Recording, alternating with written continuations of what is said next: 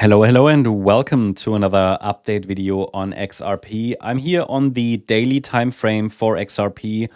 And I mean, we can see that XRP is still holding this support zone between $1.75 and $2.16. That really hasn't changed. I'm watching if the bulls show up in this region and can send the price higher in a third wave. For now, though, there is only very limited upside momentum from this region.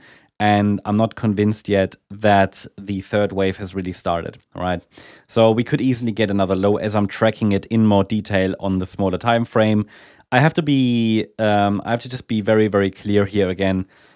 Even if we go a little higher in the very short term, as long as we don't break above this critical resistance area, which is between $2.69 and $2.84, there is really no evidence that a meaningful low has formed in this wave too.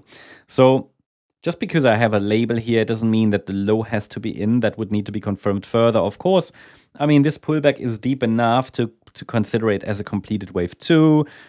We have all the waves in place. You know, we don't need more downside, but I can tell you that I haven't seen yet, and you will see that on the smaller time frame, I haven't seen yet a 5-wave advance. So the move to the upside remains a corrective bounce for now.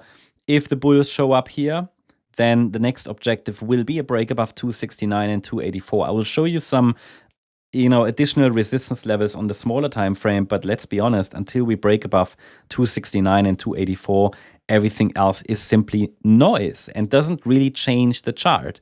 It might have an impact on micro patterns, but honestly, trading the micro patterns here is probably not an easy task. Because this is all range bound, okay? So let's take a quick look at the shorter time frame as well for XRP. I have to say again, just remind you again that the low point that formed on the 10th of October, the low point that formed on the 10th of October, this is different on different exchanges.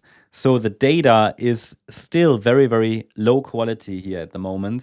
Because where do I measure the larger degree Fibonacci levels from, right? Where do you use here? Bitstamp? Do I use Binance, Coinbase, Kraken? They're all different. So that's challenging.